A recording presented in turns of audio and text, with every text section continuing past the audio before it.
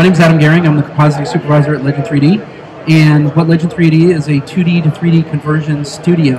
And we use mocha almost exclusively for our pipeline to generate rotos, clean plates, and tracks. And one of the reasons that we use it is because it gives us fidelity of data to work with, and it does, a good portion of the heavy lifting. We don't do solely 2D to 3D conversion. We've branched out recently into doing native stereo visual effects compositing.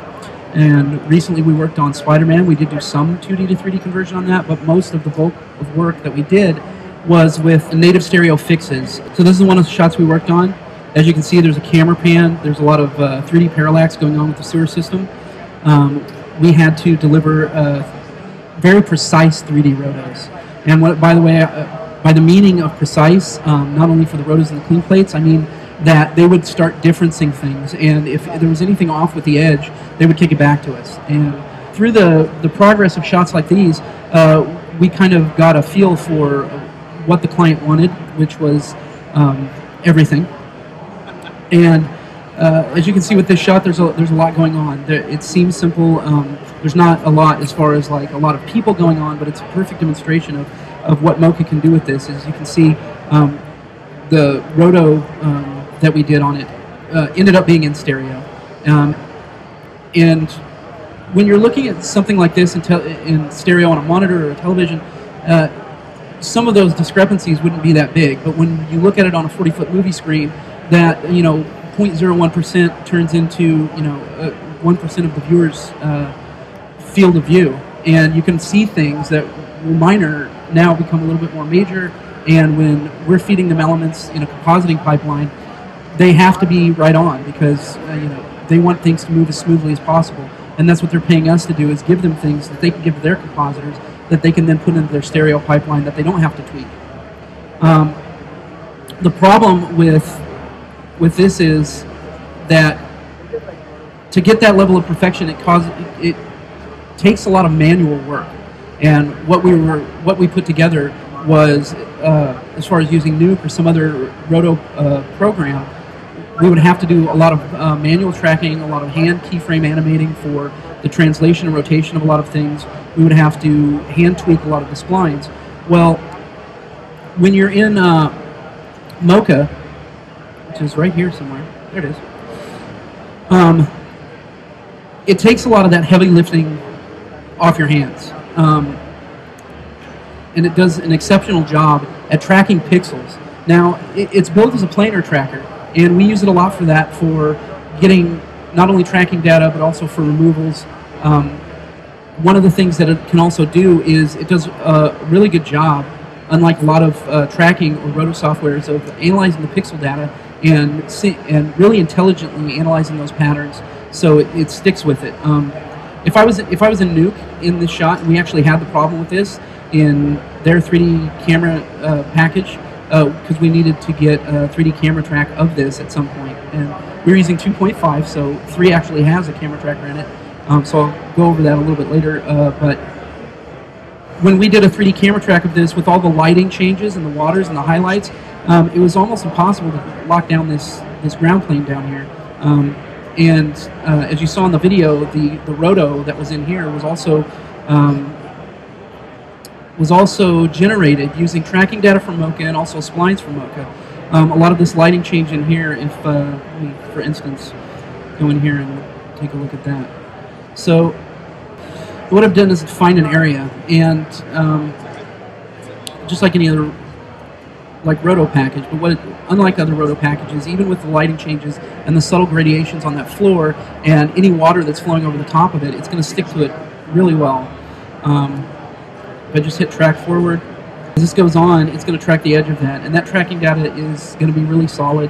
And when we get down to the edge of the screen, you'll see that most tracking software would fall apart once it started to lose some of the data.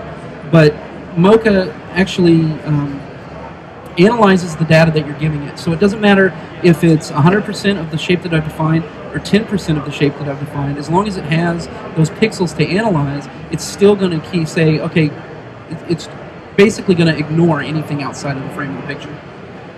At this point, most softwares would have started to go crazy. Your track's going to go all over the place, but you'll see that it gets way down there. So I know that at some point this is going to, go off screen. So I can actually add a shape to that and give Mocha some more data to go along with. So what I've done here is I've added a shape with an add shape, and it's basically saying, okay, I'm losing this pixel information over here, but I've given another area to define, and because the camera motion is the same for both of those areas, it's going to look at it as if it's the same track. So I can just continue to track forward. And you can see this is blurred in here. I've got camera motion blur, but there's enough variance in there that Mocha has no problem with. And to get another program to track that stuff would be nigh impossible, or I'd have to go do a lot of manual tweaking, a lot of manual animation. And what that does for me, in this pipeline specifically, is it gives me really solid tracks. And if I scroll back here, you can see that this shape down in the lower left-hand corner, it's just as solid as it was when it was on screen, because it looks at these two as the same function. It doesn't look at them as two different tracks, it looks at them as the same track. And you can look at that by turning on this up here, which is basically attached to the original roto that I made, but you can see that it's pretty unwavering, and the only warping that we have is with the camera, is the camera warps the image. And what is for me and roto, and the fidelity that we had to get out of these rotos, it expanded a lot of things for us in our pipeline. One of the things is not everybody is going to be an expert Mocha user. Not everybody's going to be an expert roto person. Not everybody's going to be a perfect animator. And for me, in compositing and visual effects, knowing how to interpolate things over motion, because the images that we're working with are moving, it all goes back to animation. And with roto, you usually have translation, rotation. You have the camera move that affects the images. And when I track things in Mocha, it gives me Mocha data to be able to take a lot of that out. So I can break apart my pipeline. I can have somebody work in Mocha and generate a lot of prep comp data that I can feed to another artist. And one of the workflows that we had with here was we would do our tracking in Mocha. We would also do our roto in Mocha. Because with this track, I can actually attach any of these rotos up here on the wall to this track, because it's still got the pan and the camera motion into it. So one of the things that they recommend you do is, I could use this roto shape. Another thing to note is that this roto shape is not connected to the track, and this box is not the tracking data. This is the data that when I export out of Mocha would get put as tracking data. And basically this is your four-corner pin. The track is actually happening underneath all of this. So they separate out the data, which is one of the things that I took note of, and I kind of put that in the pipeline.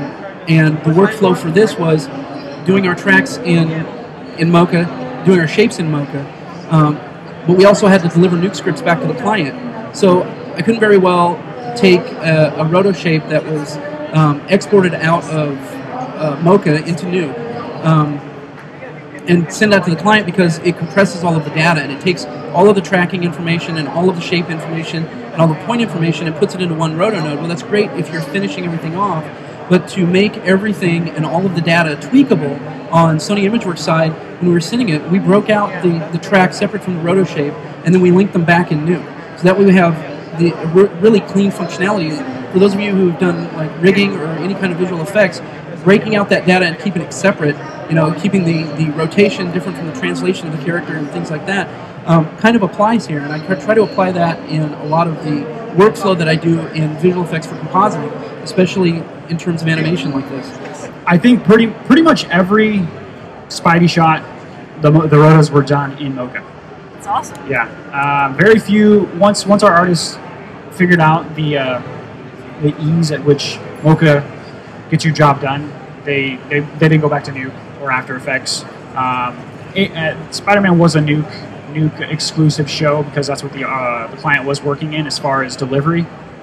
But Mocha allowed for us to have a non-destructive workflow that didn't break any assets or have any baked-in information. It was all editable and non-destructive. So that's why we chose Mocha. At Legend, we do start with the roto process. Some VFX houses will start with a clean plate, and you can pull a difference sometimes and get a fairly decent mat. With the expectations that the client was asking for, we felt it was necessary to start with the rotos to get a perfectly articulate roto, so that when we did our removes, we'd be preserving as much of the source as possible. I'm going to jump to Nuke just to show you kind of the results it gave me. And this is literally the results out of that same project file. There's been no modifications to it. Sometimes it'll give you exactly what you need, and you literally need to just degrain the shot and regrain it, and you're ready to go. Other times it'll just provide patches for you, and you'll have to do multiple composites for each individual plane in your shot. As you can see here, where I've held out, it's not doing a great job because I don't have a separate tracking information for this sewer here. But it's fully removed these wires. It's fully removed Spiderman here. I did not create a separate plane for this area over here or above, but did a pretty amazing job with very little preparation and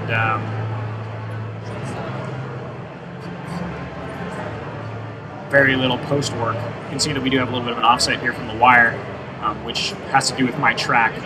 The remove is only as good as your track and your preparation. It's kind of like James Earl Jones says in Conan the Barbarian, what is steel compared to the hand that wields it? The amount of work you put into it is going to give you, a better track, obviously.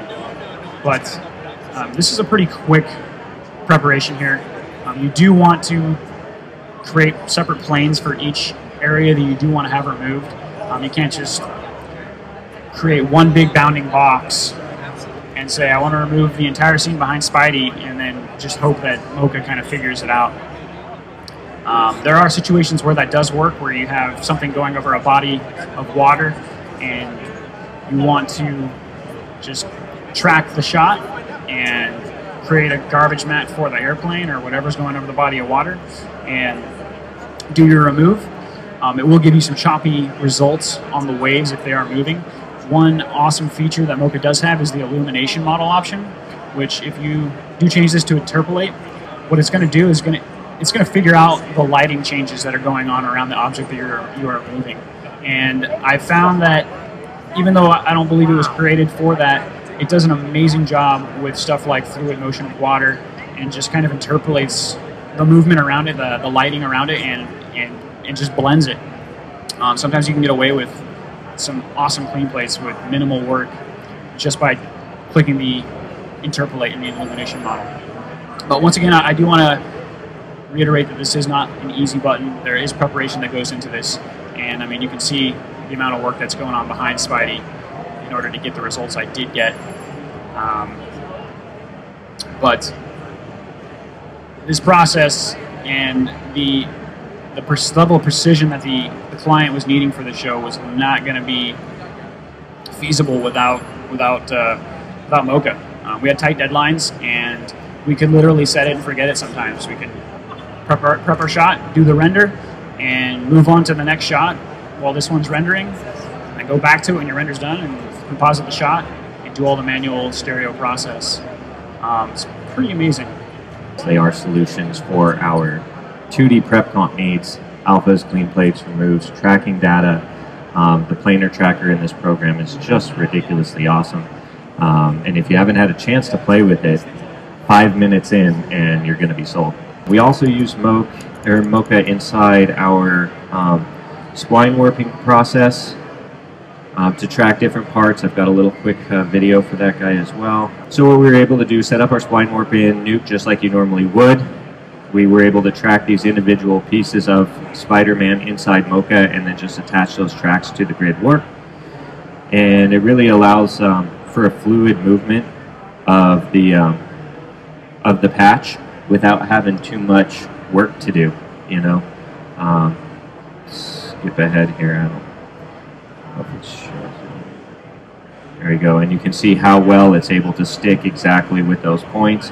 And then we just replace our grid here, our roto grid, with whatever image we needed. We could put on the Mocha logo. Make Mary happy. How I usually do mine. Yeah. You guys shameless plugging for Mocha. Uh-huh. So we could have put Mocha on the side of his arm here like a nice little tattoo, and then had it move along with his movement on each one of these points. So definitely a good solution to 2D, CP, and alpha, especially if you're doing anything where you're going to have to be particular to the client's original frame. The move closer to the source, the better off you're going to be, and Mocha is going to hit it very well every time. Just as a quick reminder to you guys too, Legends hiring. So if you want to take a look at our webpage at some of the positions that we have available, and it might be a good fit. Come do some fun things, work on new movies. All right, thank you guys very much.